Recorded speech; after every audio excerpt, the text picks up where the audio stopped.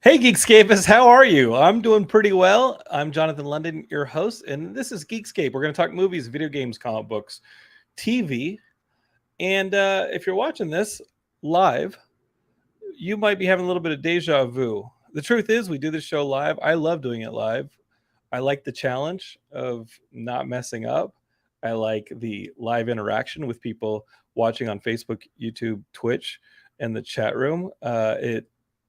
I just like doing a live show. I like having audience interaction. I think Katie feeds off of it as well. That being said, we are recording this. If you're listening to this on the podcast feed, we're recording this live on a Tuesday evening. We tried recording it on Monday evening, and it's just Katie and I tonight. We're going to be talking about Lightyear. We're going to be talking about the new Teenage Mutant Ninja Turtles Shredder Revenge game. We're going to be talking about a lot of pop culture goodness, but this is the second attempt to do Geekscape this week because yesterday, oh wow, sometimes when you do live entertainment, it just doesn't always break your way. And yesterday we had our dear friend who I love like a family member, Daniel Campuzano, BigYanks in the chat, longtime Geekscapist, as a guest, and his internet and the Commodore 64, I guess he was streaming from, just were not having it. And we tried. I gave it the old college try with keeping the show together. And between the delays, the dropped frames, the static, the delay on his audio, wow, what a cluster F. And I just pulled the plug at 18 minutes and I said, wow, this is just not going well. So here is take two for some of you live viewers and take one for the podcast listeners of Geekscape for the week of, I think it's June 20th. And this is what we're going to be talking about. So this is take two on Geekscape this week.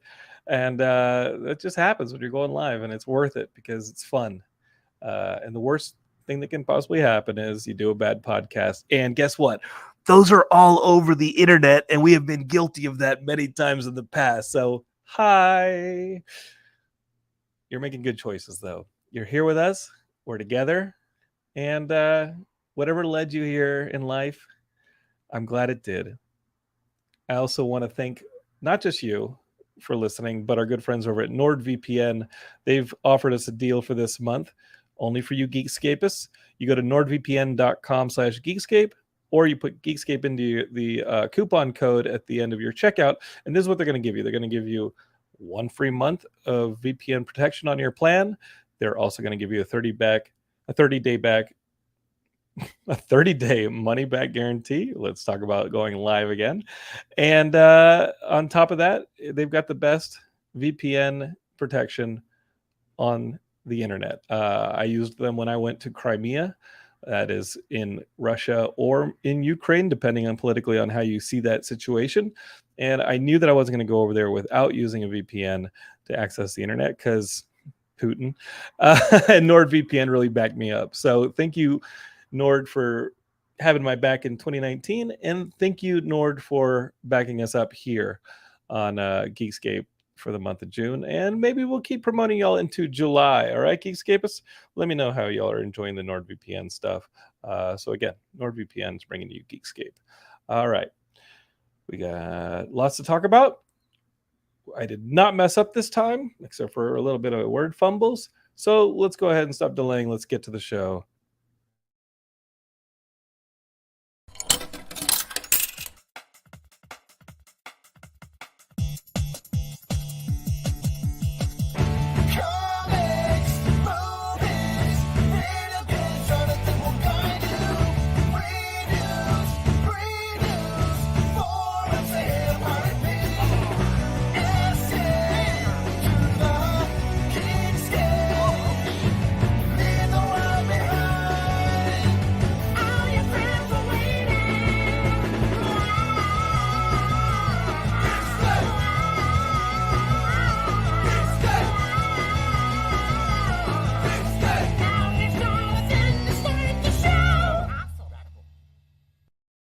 All right. Before we get going, I want to say, on top of everything I already said in the intro, This episode is dedicated to our good friend Big Yanks in Long Island, who could not be with us here today or last week because last week was his wedding anniversary, and he was totally happy wanting to join us. But good thing he didn't, because when he tried joining us yesterday, there was like smoke coming out of his computer, and it just wasn't happening. So here is a moment of silence for Big Yanks. All right, now that we got that out of the way, Big Yanks is actually in the chat right now, and he said, Primo, if only I had NordVPN to block out IncelBot. He is blaming IncelBot for yesterday's cybernetic shenanigans. And yeah, it's a pretty good excuse right there. Maybe IncelBot was going after you. So NordVPN, maybe you need it, Big Yanks, and maybe your Commodore 64, whatever the heck you were using to connect to Geekscape yesterday, would have worked. Okay. All right. No more delay. We've already re-recorded the show once. Let's bring Katie in here. Katie, I got to tell you, I love having you on the show. I have a friend named Caitlin who's one of my running friends, and she actually listens to the show whenever she and I don't have like a scheduled run set up. And we're running today, and I honestly don't expect any of my friends and family to actually listen to the podcast. Same. And she busted out with, so Jurassic World Dominion, and she starts quoting things back to me from the podcast, at which point I said, wait, you actually listen to the show? And she said, yes, whenever we're not going to go running, I want to know your thoughts on some of the pop culture stuff. And I just tell her when we're running, but she got her Geekscape fix, and that gave her the pop culture. What does Jonathan think of this release fix? And yeah, so that was very touching. Isn't that cool? Yeah. But she also said, every time I listen to the show, I've never heard you have a female on. And I said, that's ludicrous. Wow. Because my co-host is female. Okay. My co-host is female, right, Katie? Occasionally, yeah. No, for the most part, I'm a she, her, as far as I can tell. Okay. It's been a long couple of years. But yeah, no, for the most part, I am female. And that's awesome that she listens to it. I actually just heard from someone, a family member, that said that they listen to the podcast when they go through their long line of content. They're like, it's at the bottom, but I do listen to it when I'm down there. And I was like, cool. I was, you know what? I will take it. Anybody listening to anything that I create or anything that I make is like, I'm deeply honored. So anybody who's out there in the chat, Big Yanks or Little Yanks, I see is in the chat. Thank you so much for being here. Really appreciate it, because you never know. You never know what your opinions are going to hit or not hit. Well, yeah, we got the whole Campazano clan up in this chat room, because Little Yanks, that's Big Yanks' daughter, Bella, says, oh, yesterday he was using my drawing laptop. Yeah, that's, we know. We also found out it wasn't quite a laptop so much as a tablet. Yeah, it's really hard to stream off like a Wacom tablet or something like that. It's like, oh, no. It broke my heart because I freaking love Yanks, and like every time we game is a good time, and he does have such great feedback and such great commentary. But we'll get him on the podcast again. Okay, so this is what's happening. Mm-hmm. I'm getting married in October. I think we all know that. Yanks is going to come out for the wedding, and worst case scenario, we just do the whole thing live. Not the day of the wedding, but that week we'll get Yanks just to be on the podcast, and then no technology can mess it up because we'll be in the same room together, and we'll get you on the podcast, Yanks. Definitely love you, and I definitely miss going to New York and doing live podcasts with you there in person, man. So post-pandemic, I haven't seen my Yanks. I get to see my Yanks in October, and we're going to do a podcast right then and there. Man, I got to tell you, your family member is loving being at the bottom of this conversation. They're like, yeah, here we go. I gotta ask though, after going through a week of wedding planning and things like that, with just not even our wedding, but Mark's brother's wedding, do you think you're gonna have time to actually do a podcast? Yeah. Or is your family normal? First off, this isn't my first rodeo. That's what I hear, and that's what I know. I definitely did a podcast. Well, wait, that's maybe what went wrong in that wedding. Oh, Oh yeah, no, maybe I Uh-oh. shouldn't do a podcast that week, or Because it maybe curses don't you? repeat anything that I did. Yeah, maybe I don't do that. Oh no. All I know is the last marriage started with me doing a podcast the week of the wedding, and well, that was the last marriage, and now I'm going into the next marriage, and well, you know what? No, I'm going to break this curse. Now, in order to break the curse, not only am I going to do a podcast that week, I'm going to do 2 podcasts that week. I'm going to double down. Let's bring it.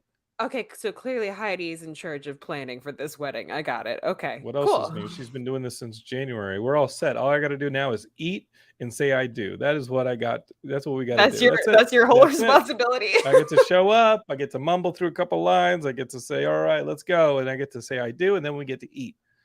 Lordy, let me just Yep. tell you. Look Mm-hmm. out, Heidi.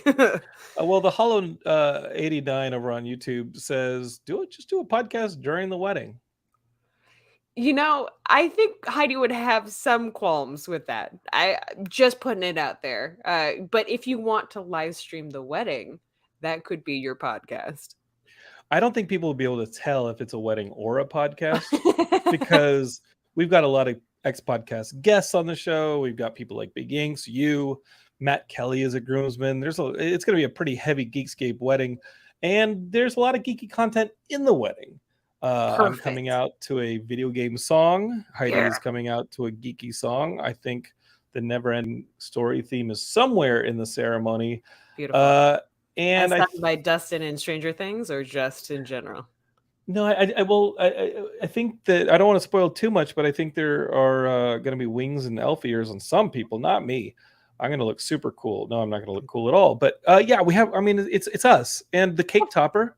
The cake topper is Spider-Man hanging from a lamppost, kissing Mary Jane. So. Aww. Yeah, you won't be able to tell if it's a podcast, a Geekscape podcast, or a wedding. The geek content is going to be flowing just like the wine there at the wedding.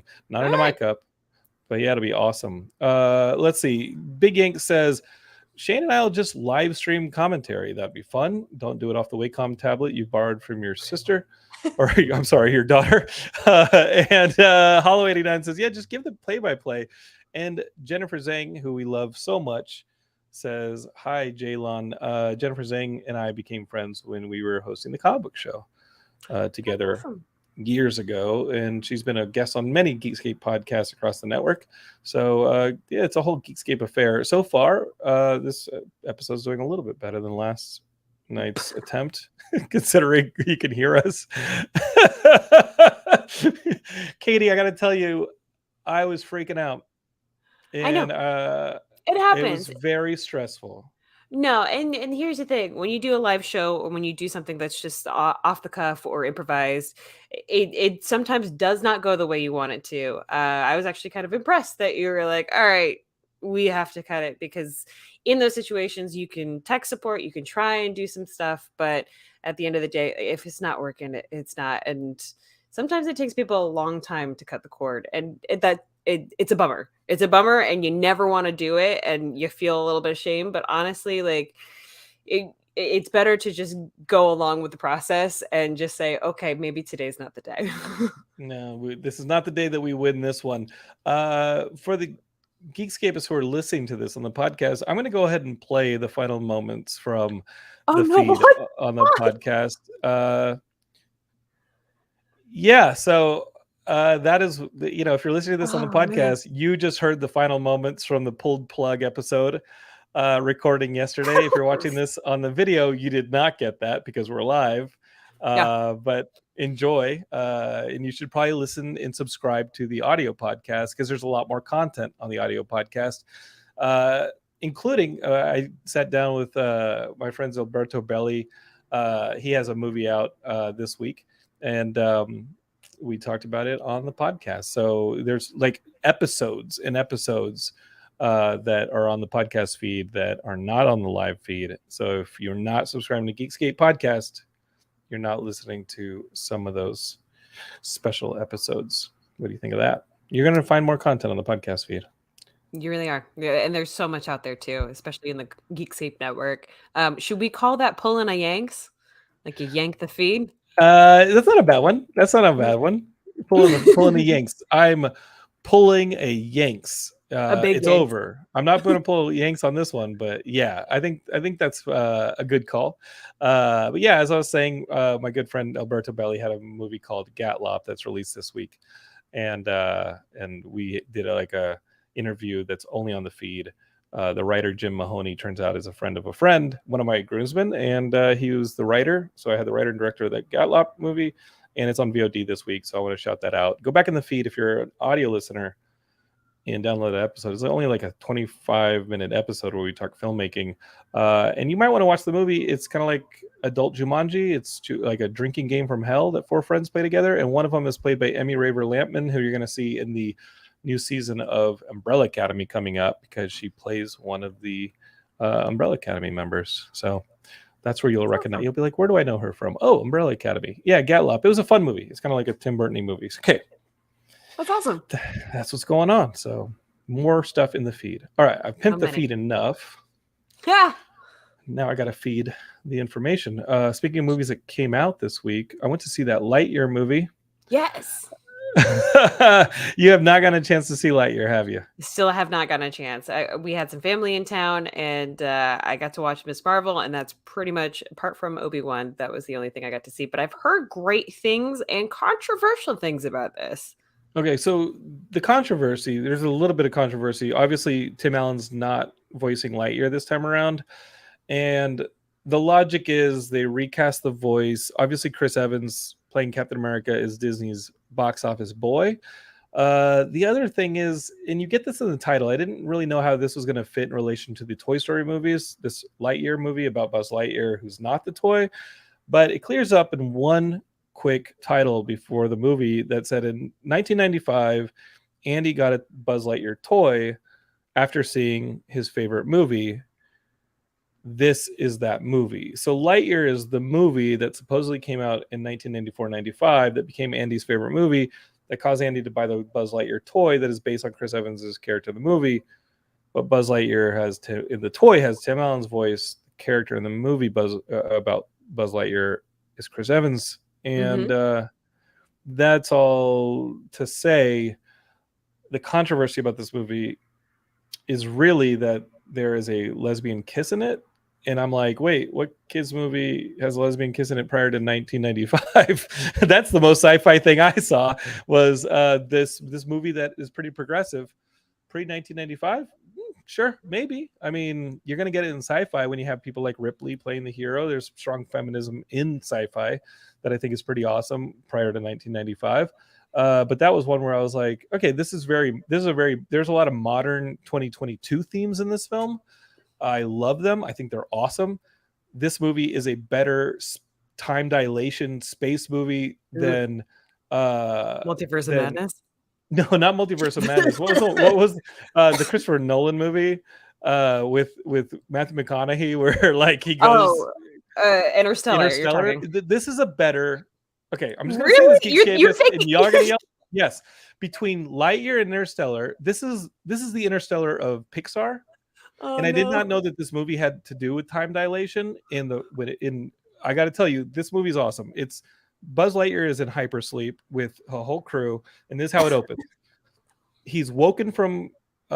Speaking of woke, the movie's very woke, but he's awakened from hypersleep because the ship he's on has a ton of lives on it, is on a course through hyperspace, and he gets to make a choice to change course towards a planet that could be habitable. It's not where they were, so he's like, I'm going to land there, and maybe there's something that we can use. They land there, and it's a mistake, and they kind of get trapped there. And his whole point is, I'm going to get the ship off of here, and I'm going to try and get it back. I'm going to try and fix this. And so the movie starts with Buzz Lightyear making a mistake that strands a whole lot of colonists onto a planet, and he's determined to solve the problem.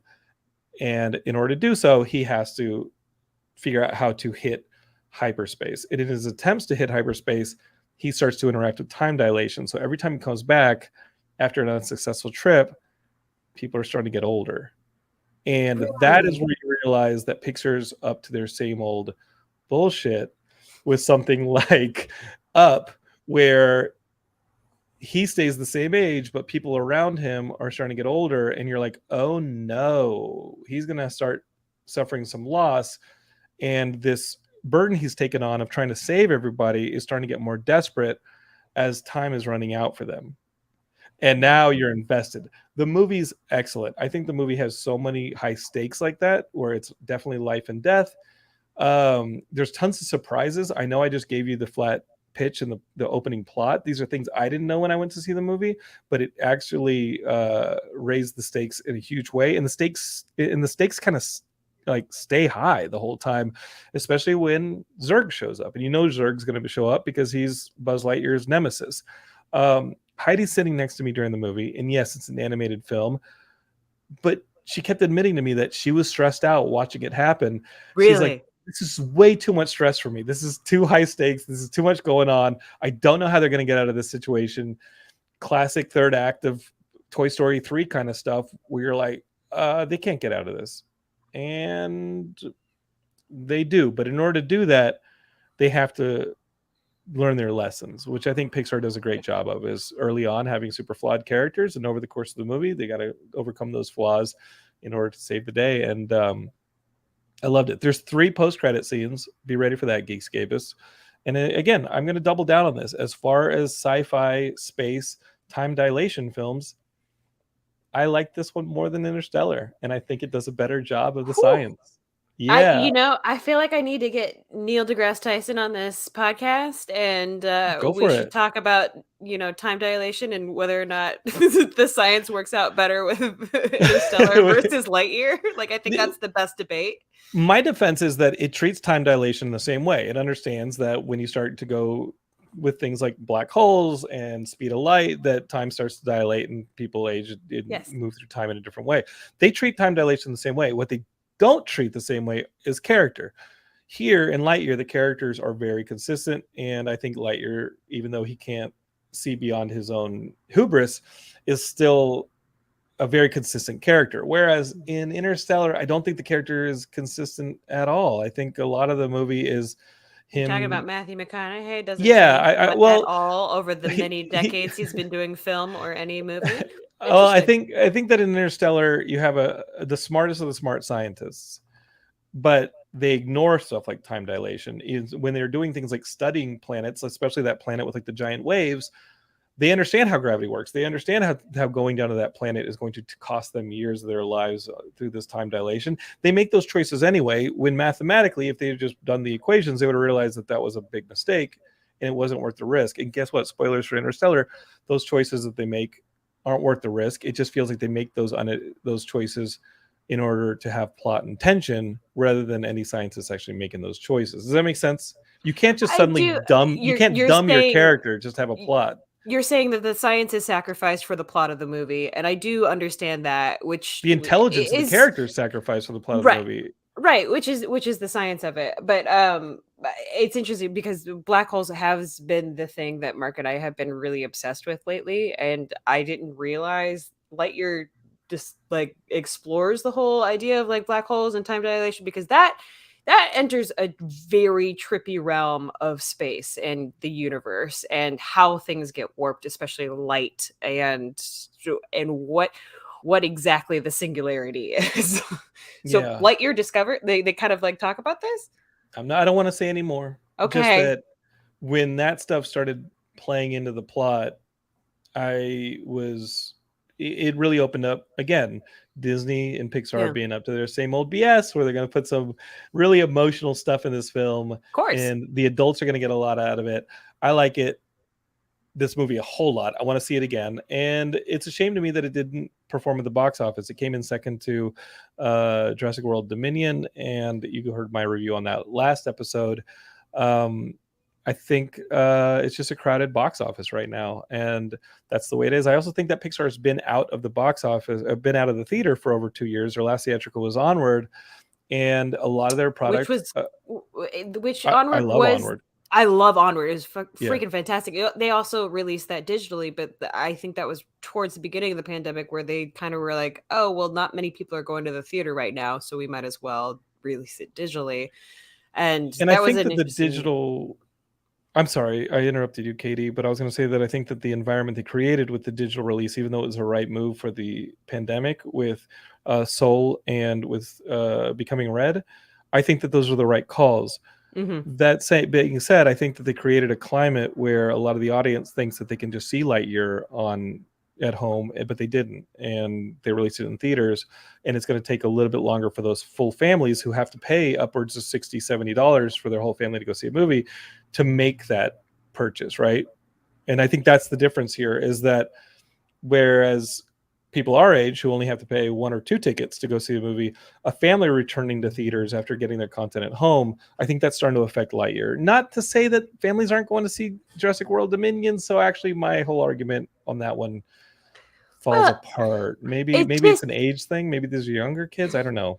I'm I would say that Jurassic Park has a more mainstay audience from the lore and just the movies that traverse so many years, and like there's already a fandom with Jurassic Dominion. Katie. I Katie. know. I know Lightyear You does know I'm too. about to say that Toy Story came out 4 years after the original Jurassic Park, right? I understand That's that, my but argument. there's still 4 years difference and also a little bit more of an age gap because like you never Yeah. know with animation whether or not it's going to be something that speaks to adults, or if it's going to be too emotional for some more jaded adults to even go see, because especially with Toy Story 4 and Toy Story 3, they were very emotional stories that not many older adults who are more jaded were really keen on seeing. And so when you have because Pixar does play your emotions really well, and I think they do a fantastic job, but I think there is a faction of adult that is like, cool, I don't want to feel anything.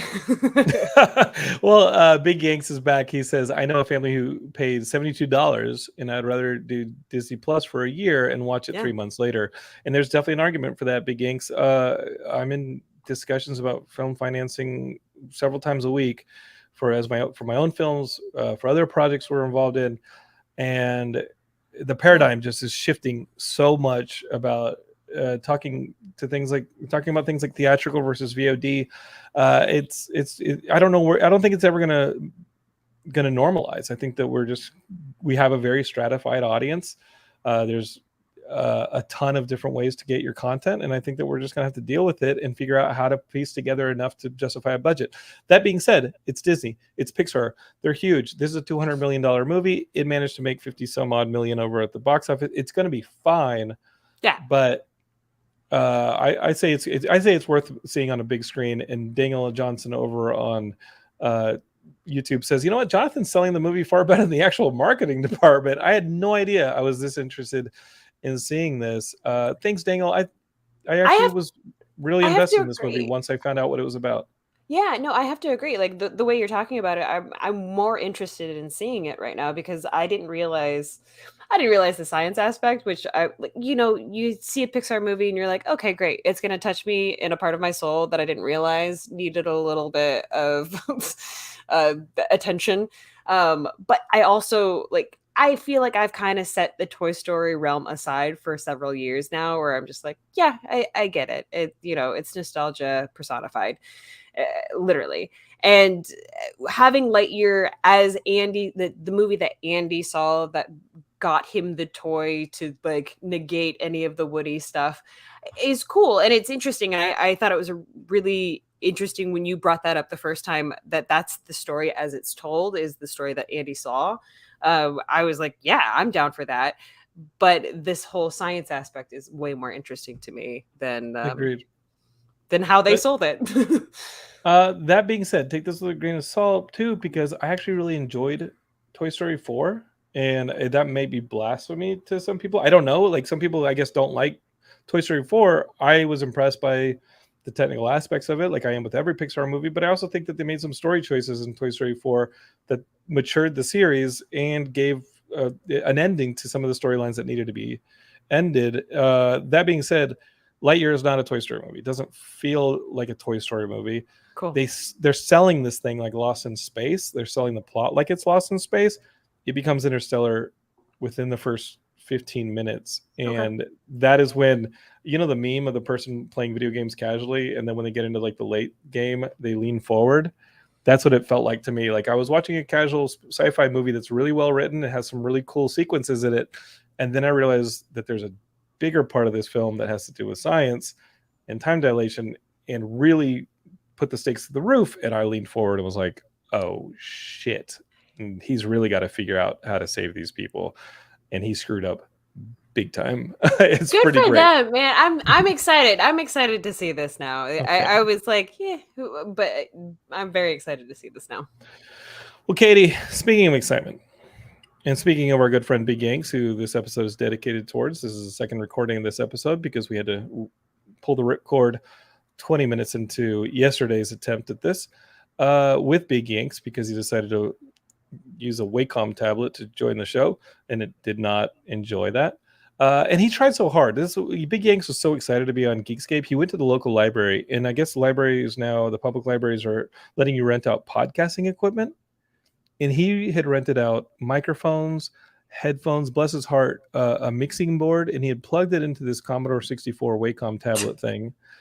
And it upchucked the second. I mean, and we keep in mind, we got on the computer 30 minutes early to test this thing out, and everything was working until it hit streaming, and then it took a major dump and was just falling apart. It was really sad, and Big Yanks, nobody's more bummed than him.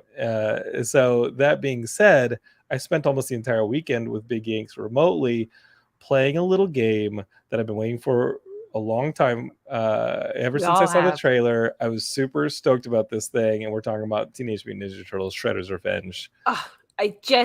There's nothing quite like the opening sequence of this game.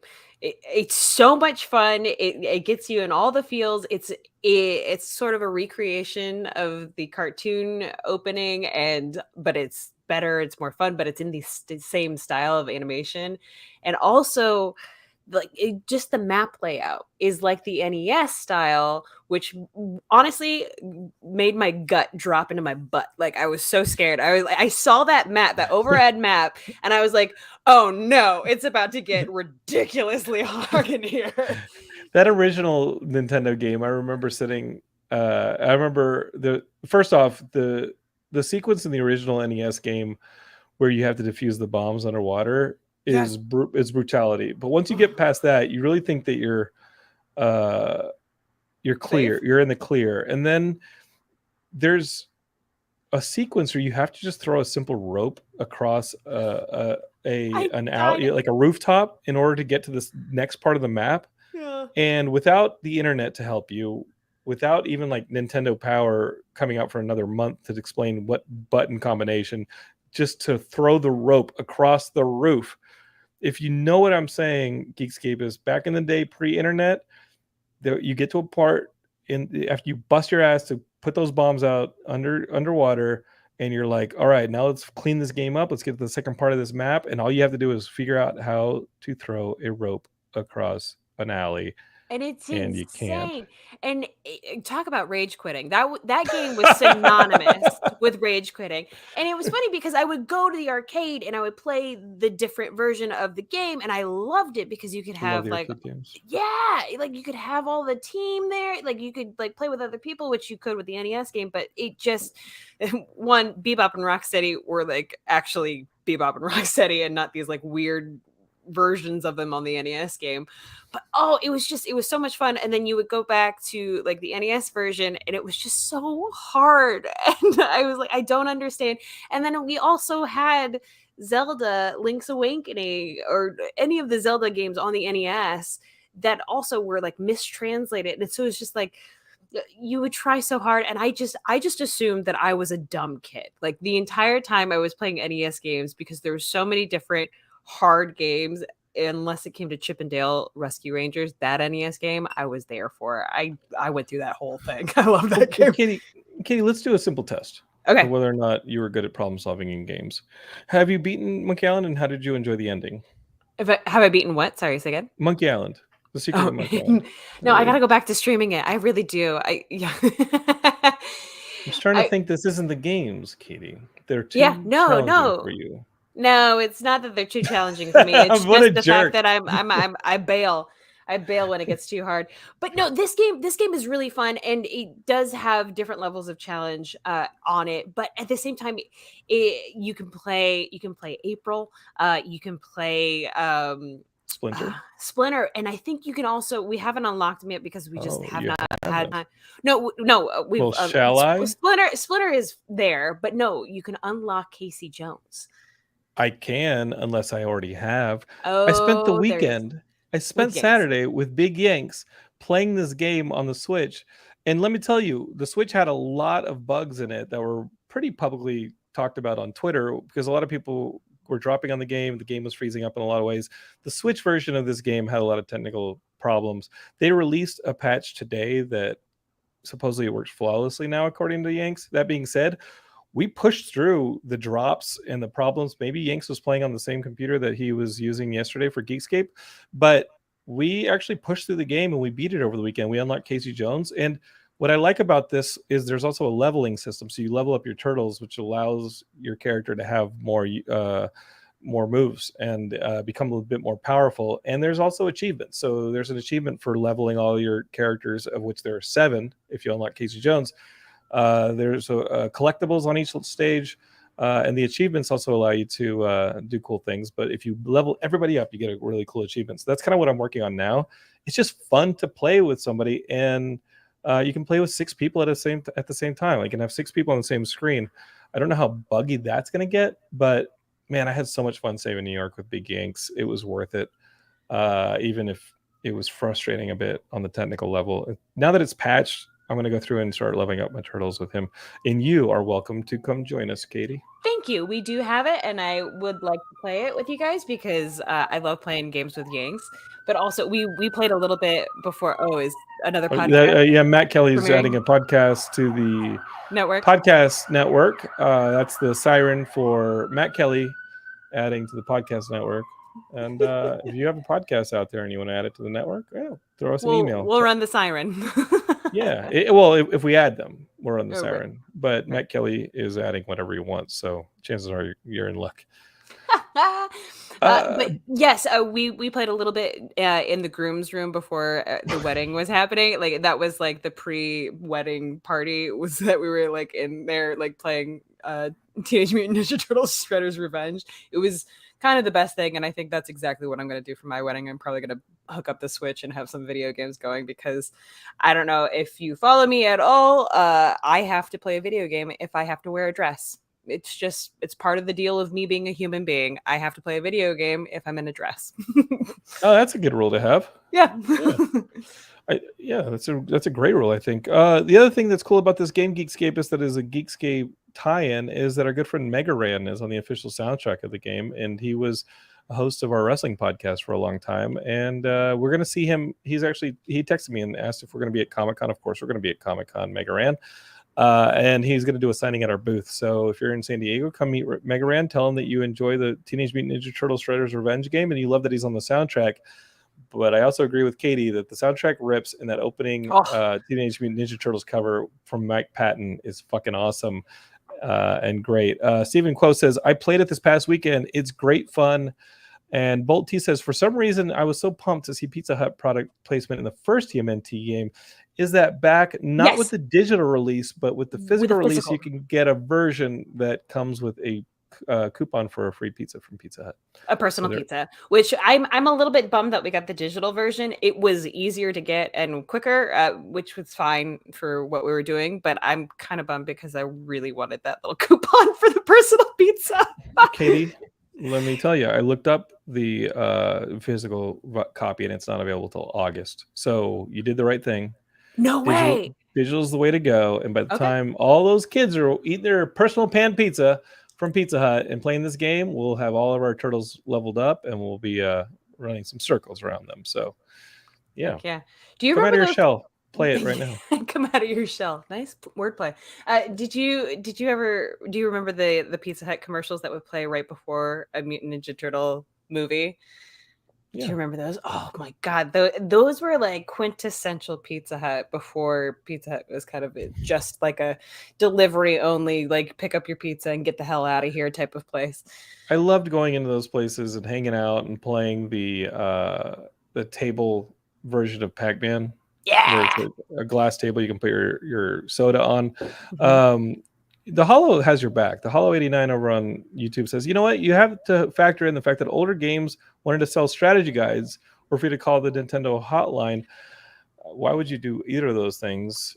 Because you want to No rack up your cheating. parents' bill. No cheating, Hollow 89. The only best thing you could do is try and race through a game, play it all night, and make sure that you're at the lunch table the next day so you can be like the expert. So people come to you for like secrets about the game. That's what being a gamer was back in the early 90s, is people saying, hey, I want to sit next to Jonathan because he could help me beat this game. And then you Oh, tell them the advice and they go and then sit with their friends after you give them the advice. So or you fast forward to the 2000s and you get it on AOL dial up and you go into a chat room and you ask for help and then someone just throws in that ASL and you're like, I don't speak sign language, oh, and you're like, nope, that's not what that oh. means. And yeah, then you learn a lot about age, sex, location, and it's not American Sign Language, just No, no, FYI. no. But yeah, Big no. Yanks says that he joined party mode and played with strangers, and the players were going into radical mode. We got to go back, John. Listen, Yanks, I've only maxed out one character. I've got 6 more to go. What mode Let's were you in? let's go. I don't know what mode I was in. I was in this Let's Save New York mode. I don't think it was too hard. I don't think for all the braggadocio I got about being a gamer, I don't think it was too. I was just gonna say, because I Yeah. started it with radical mode and it was harder. I got through like the Oh, first couple brutality. levels. Yeah, whatever the mode was that made it really hard. I was like, oh right, yeah, this is why these things make it harder. No. I'm not here to cry. I'm here to save New York and have some fun. Playing with my friends, Big Yanks, who Eat pizza. yeah, he just wants to play some video games on his Switch. And so he connects it to a cable modem from 1989. The same one he used yesterday for Geekscape, and we didn't get 20 minutes into the show. So man, it's heartbreaking. All good. All good. All good. We're gonna get him back. We're gonna get him back. But yeah, there's so much more out that not just the Ninja Turtles. There's Miss Marvel has been one of the most delightful shows that has been coming out lately. And it's only 2 episodes in, but I have been obsessed with this show. Really well done. She is fantastic, just acting wise, but the story itself, I love how they're not vilifying her culture. And I feel like I don't know what Disney got up their butt, but they're finally doing something right with storytelling where they're not vilifying different cultures. And one of the newer characters that was just introduced into the second episode, you might think, but I don't think they're going that way. I think they're going a really beautiful route with the storytelling. Have you watched it? Yes, of course. I am loving it. I think it's super cute. I think it's super awesome. And I love that they are hiring diverse people to direct and write the episodes, because they're bringing a flavor that I think was sorely needed on these Disney Plus shows. Not that I'm not enjoying the Disney Plus shows. You can go back and listen to Ian and I talk about the Moon Knight, and you can hear us talk about all sorts of the cool things that they were doing in all these Disney Plus shows. But this one definitely has the most unique feel. And it does feel like John Watts's Spider-Man movies in a sense, because it's youthful, it's fun, it's poppy, and it's integrating a lot of the comic book art and style to it. I think it's well written, it's really well directed, and like you said, this actress is phenomenal. If you watch interviews with her, she is a Marvel head. She knows all about the Marvel universe. She calls Kevin Feige up and says, "Hey, I watched Doctor Strange: Multiverse of Madness.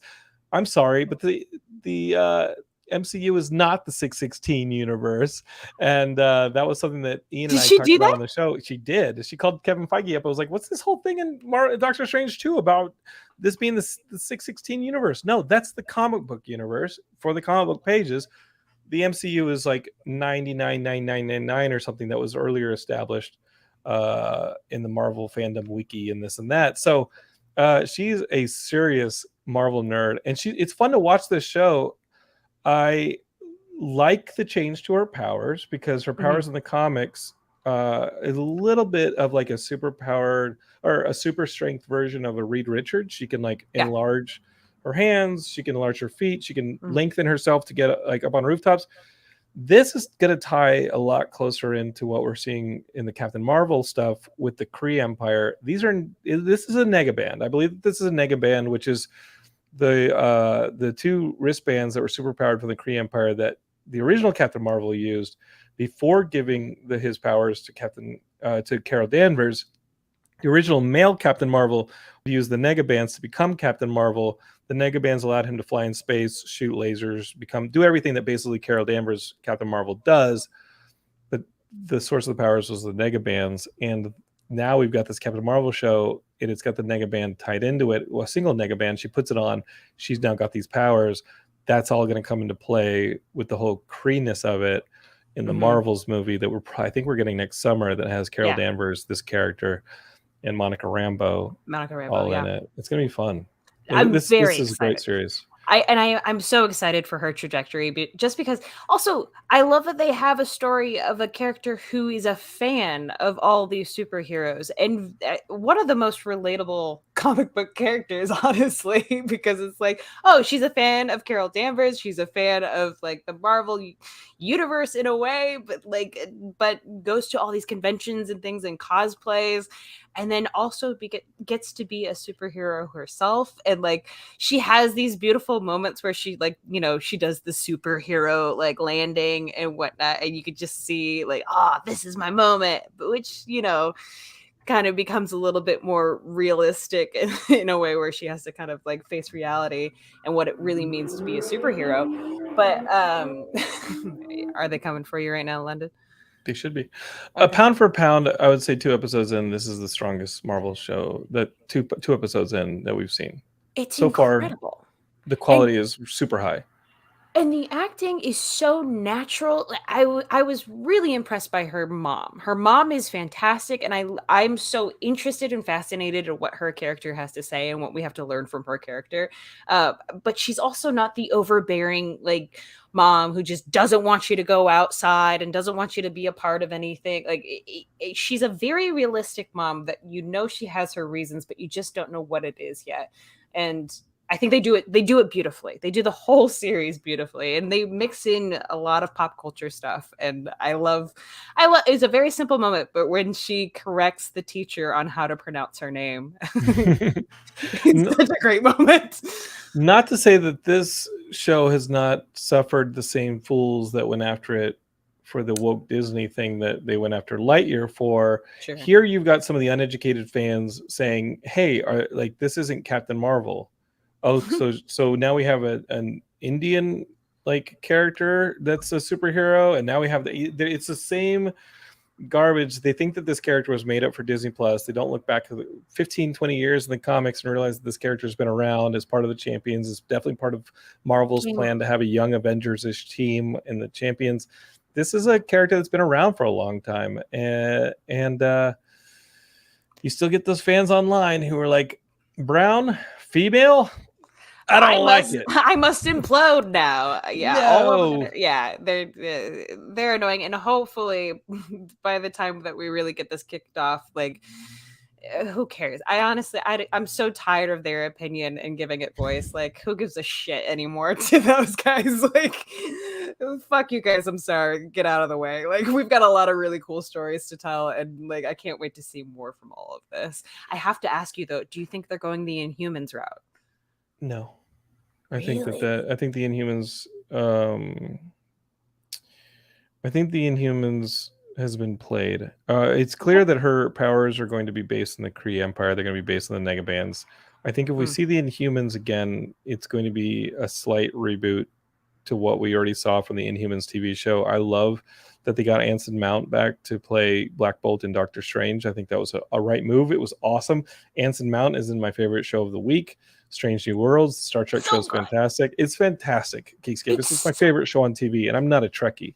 It's my favorite show on TV. That being said, I think there's room with the popularity of the Black Bolt appearance in Doctor Strange 2 to do a bit of a soft reboot on the Inhumans in the Marvel Universe. I don't think Kamala Khan's going to be a part of it just because her powers are so like pretty much strongly based in the Kree Empire stuff going on with Captain Marvel, and that's good. I mean, she should be a part of that. I Well, would and you love could to see tell the Inhumans. too.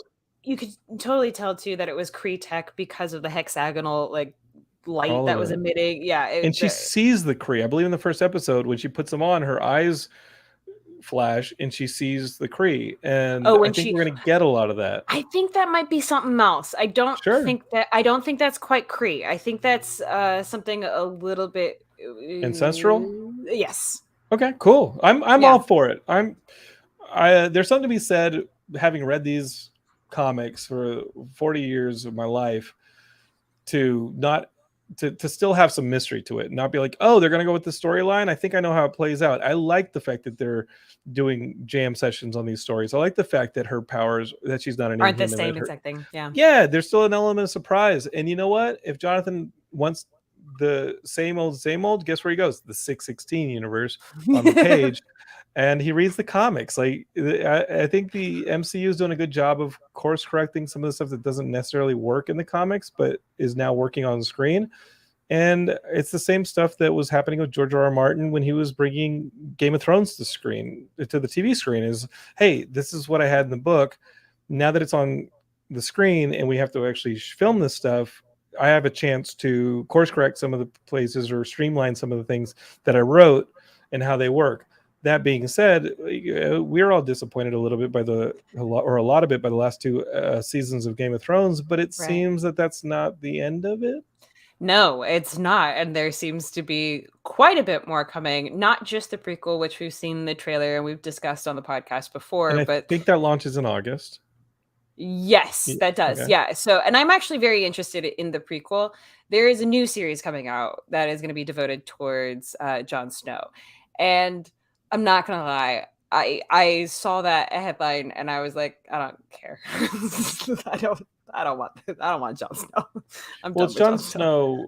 At the end of the last time we saw Jon, he was going north of the Wall with the wildlings and all that. We knew he was a Targaryen. We know he might be the heir to the Iron Throne, but man, those last two seasons like landed with such a thunk Yeah. and were such a letdown for us that I was like you, like I was worn out. And that being said, we're gonna have to wait for the reviews on this stuff. But I think Kit Harington's an awesome actor. I think Yes. there's a lot of stuff there that you can do. And are they course correcting the ending of Game of Thrones because this is taking place after what we saw? Maybe there's room here to put a new ending on the Game of Thrones stuff. I don't Maybe. know. I'll keep an open mind, I think is what I'm going Yeah. to say as a fan of genre fantasy and all that. I'm going to keep an open mind when I start to see like the stuff that they're doing with Lord of the Rings over on Amazon. I'll keep an open mind. Oh, I'm so Keep an excited open for that. mind. Yeah, I'm very excited for that, only because I haven't been let down by that yet. And I guess like I loved the books for Game of Thrones, and like I'm very excited for the next book to finally come out. But the way the show ended, it was heartbreaking. it was heartbreaking. It wasn't just a disservice. It just felt like it was a bad but I love those actors, and I think everyone. I saw the behind the scenes documentary, which if you haven't, I do recommend that. And you can tell like everyone put their heart and soul into these last couple of seasons, and it's hard as filmmakers. We know it is hard to get a product out there and loved or continuing to be loved. We totally get that.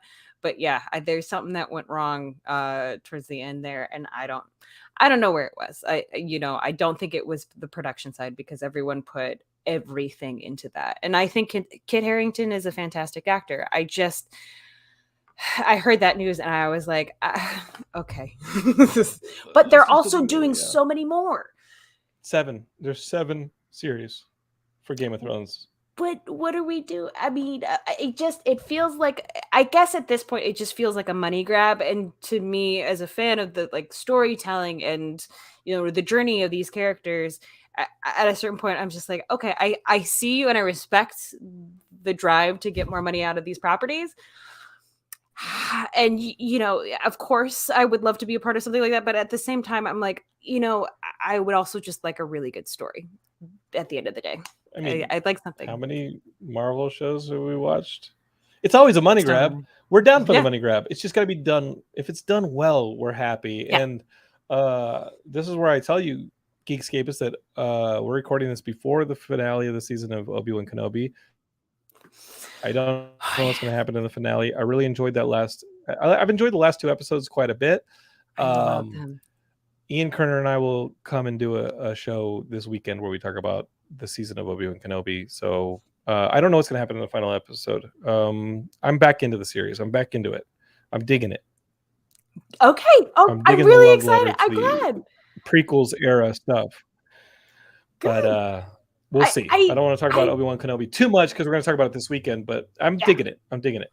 I'm digging it as well. Speaking of which, a tiny, minuscule spoiler, but Kumail Nanjiani was referenced in the last episode of Ms. Marvel, his character from Eternals, when they were talking about Bollywood movies, which I thought was like a really cool thing.